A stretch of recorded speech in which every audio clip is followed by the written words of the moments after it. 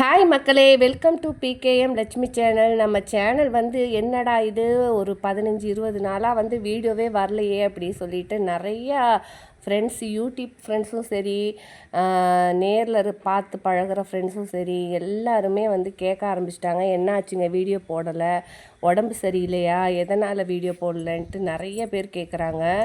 எனக்கு வந்து நிஜமாகவே உடம்பு முடியல. ரெண்டாவது பார்த்திங்கன்னா ஃபோன் வந்து கடலில் 30,000 ஃபோன் கடலில் போயிடுச்சுங்க. புது ஃபோனு 2 ஃபோனுமே உடஞ்சி போச்சு. என் ஃபோனும் உடஞ்சி போச்சு. என் ஃபோன் உடஞ்சதுனால நான் பாப்பா ஃபோனை எடுத்து சரி பீச்சுக்கு போகிறோமேன்னு சொல்லிவிட்டு அதை வீடியோ எடுக்கலான்ட்டு எடுத்தேன். எடுக்கும்போது பார்த்திங்கன்னா கடலில் விழுந்துருச்சு. அதை எடுக்கிறதுக்குள்ளேயுமே பார்த்தாக்கா ஃபுல்லாக அந்த கடலில் தண்ணியோடு அடிச்சிட்டு போயிடுச்சு. அப்புறம் அதனாலேயே எனக்கு வந்து பாஸ்வேர்டெல்லாம் மறந்து போச்சு. அப்புறம் டூ ஸ்டெப்பு வெரிஃபிகேஷன் பண்ணி வச்சுருக்கறனால அது எடுக்க அந்த சேனலை ரெக்கவர் பண்ணுறது ரொம்ப கஷ்டமாக போயிடுச்சு. அதுக்கப்புறமேட்டு அப்படி இப்படின்ட்டு ஏதோ பண்ணியாச்சு. ரெக்கவர் பண்ணுறது ரொம்ப ரொம்ப கஷ்டமாக போச்சு. என்ன இது அப்படி சொல்லிட்டு ரொம்பவே மன உளைச்சலாகி போச்சு. சேனல் வருமா வராதா, அதோடு அவ்வளோதான் க்ளோஸ் பண்ணிடலாமா அப்படிங்கிற மாதிரிலாம் ஆகிப்போச்சு.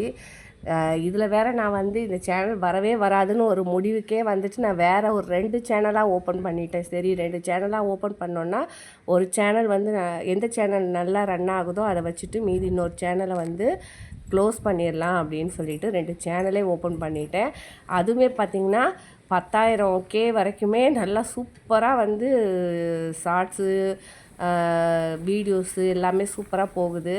நான் பாருங்கள் இது 3 இயர்ஸாக போட்டுட்ருக்கேன். இதில் பார்த்திங்கன்னா ஷார்ட்ஸ் ஒரு 2,000க்கு மேலே தாண்டினது கிடையாது. புதுசாக வந்து ஓப்பன் பண்ணேன். அதில் பார்த்திங்கன்னா 10,000 12,000K வரைக்குமே போயிட்டுருக்கு. சூப்பராக இருக்குது. ஓகே, நான் அதையுமே இப்போ நான் விட போகிறதில்ல. அந்த சேனலையுமே வந்து நான் உங்களுக்கு அப்புறம் சொல்கிறேன் உங்களுக்கு எந்த சேனல்ன்ட்டு. இன்னும் கொஞ்சம் நல்லா க்ரோ ஆகட்டும். ஒரு 10 நாள் கழித்து எல்லாருக்கும் நம்ம சப்ஸ்கிரைபருக்கெல்லாம் நான் கண்டிப்பாக சொல்கிறேன். நீங்களும் வந்து சப்ஸ்கிரைப் பண்ணி வச்சுக்கோங்க. அதுவுமே கார்டன் சம்மந்தப்பட்டதுங்கிறதுனால நிறைய டிப்ஸ் எல்லாம் கொடுத்துருப்பேன். ஓகே, நீங்கள் மேலே வந்ததுக்காக முருங்கைக்கீரை பறிச்சுட்டு போகலாம். அப்புறம் மீனுமே இருக்குது. முருங்கைக்கீரை மத்தியானம் பண்ணிவிட்டு நைட்டு மீன் வைக்கலாம் அப்படின்ட்டு முருங்கைக்கீரை பறிக்கிறேன்.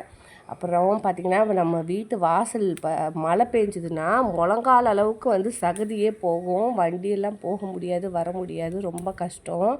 அதுக்கப்புறம் ஃபுல்லாக இங்கே எல்லாருமே வந்து ஒரு பெட்டிஷன் மாதிரி அரேஞ்ச் பண்ணி அதில் கலெக்டர் ஆஃபீஸில் கொண்டு போய் கொடுக்க சொல்லி அதுக்கப்புறம் வந்து ஃபுல்லாக ரோடு போட ஸ்டார்ட் பண்ணிட்டாங்க.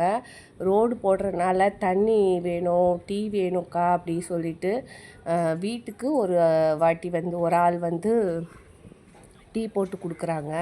நான் அதனால் வந்து சரி நம்மக்கிட்ட கேட்டாங்க அப்படின்னு சொல்லிட்டு டீ நம்மளே ஒரு சோம்பேறி, பேசிக்காகவே ரொம்ப சோம்பேறி இருந்தாலும் சரி போட்டு கொடுப்போம் அப்படின்னு எங்கள் வீட்டுக்கார் சொன்னார், நீ ஏதாவது ஸ்நாக்ஸ் மாதிரி பண்ணி கொடு பாவம் அப்படின்னாங்க. சரின்னு சொல்லிவிட்டு இன்றைக்கி டீயும் ஸ்நாக்ஸும் போடுவோம். பெருசாக சமையல் பண்ண வேணான்னு நினச்சேன். ஆனால் பார்த்திங்கனாக்கா வந்ததுக்கு நம்ம ஏதாவது பண்ணுவோம். இது நேற்று பறிச்சேங்க. இது வந்து நேற்று அந்த சேனலுக்கு போடுறதுக்காக பறித்தேன். ரொம்பவே மன கஷ்டமாகவே இருந்தது. ஏன்னா நான் வந்து ரொம்ப ராசியான பொண்ணு. அதாவது நானாக சொல்லிக்க வேணாம், என் வாழ்க்கையில் வேணால் ராசி இல்லாமல் இருக்கலாம், நான் தொட்டால் எல்லாமே ராசியாக இருக்கும்பாங்க. கல்யாணத்துக்கு முன்னாடி கூட பார்த்திங்கன்னா எங்கள் அம்மா ஏதாவது ரோட்டு கடையிலையே வந்து யாராவது ஒரு தொழில் பண்ணுறாங்கன்னா, அம்மா வந்து இதை எடுத்து கொடுத்துட்டு போங்க, ₹1 காசு கொடுத்துட்டு போங்க அப்படின்னு எங்கள் அம்மாவையும் என்னையும் தான் சொல்லுவாங்க. ஏன்னா அவ்வளோ வந்து ராசியாக இருக்கும்னு சொல்லிட்டு. அதனாலேயே நான் வந்து எல்லாருக்குமே வந்து தொட்டு கொடுக்கறது, தூக்கி விடுறது. இப்போது வியாபாரத்துக்கு போகிறாங்க, ஒரு மாங்காய் வியாபாரமோ கொய்யா வியாபாரமோ போகிறாங்கன்னா கூடையை வந்து முதல்ல தூக்கி விடுங்க தொட்டு கும்பிட்டும்பாங்க. நான் தான் தூக்கி விடுவேன்.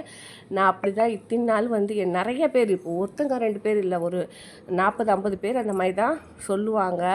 அப்படி இருக்கும்போது ஐயோ நம்ம வந்து ஒரு சேனல் தொடங்கி இப்படி போயிடுச்சேன்னு ரொம்பவே மனசு வேதனையாக இருந்தது. அதே மாதிரி நான் நிறைய கல்யாணமும் அதேமாதிரி பண்ணி வச்சுருக்கிறேன்.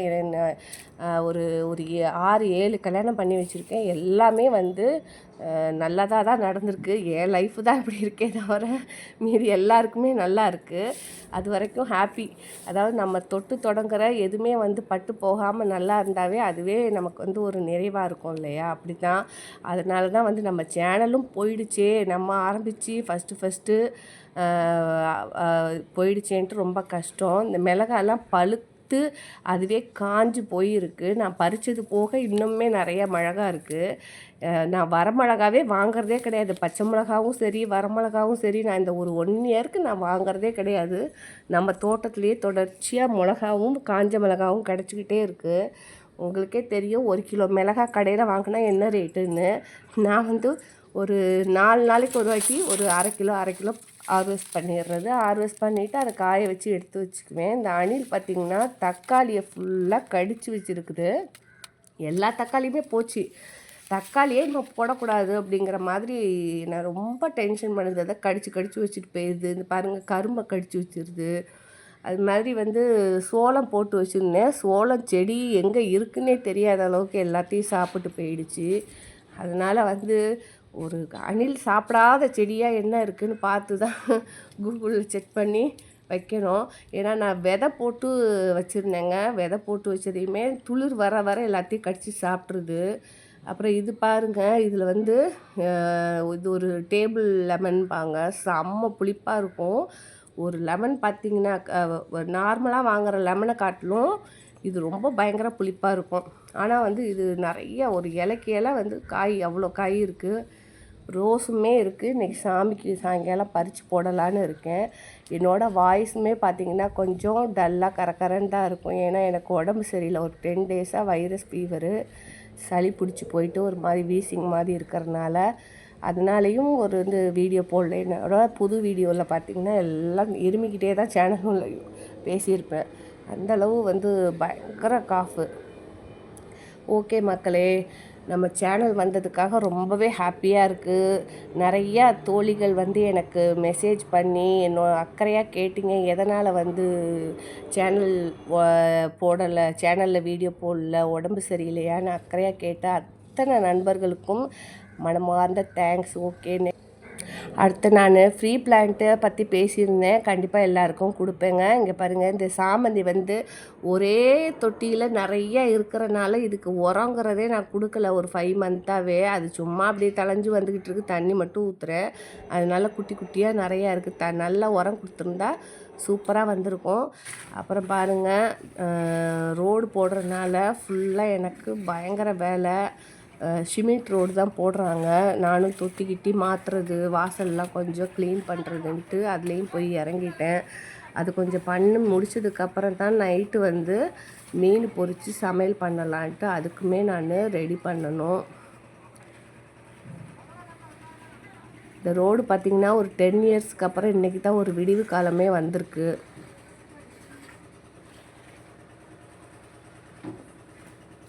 ஓகே, இவங்களுக்கு எல்லாத்துக்கும் கொஞ்சம் காஃபி போடலான்னு காஃபி போட்டு எல்லாத்துக்கும் கொடுத்து, ஸ்நாக்ஸும் வந்து ஒரு பஜ்ஜி தான் நான் செய்யலை. கடையிலேருந்து பஜ்ஜி வாங்கிட்டு வந்து எல்லாத்துக்குமே அதுக்கு காசு நான் கொடுத்துட்டேன். அப்புறம் மீன் இன்றைக்கி நைட்டு சமைச்சு சாப்பிட்றேன். ஓகே, பாய் மக்களே.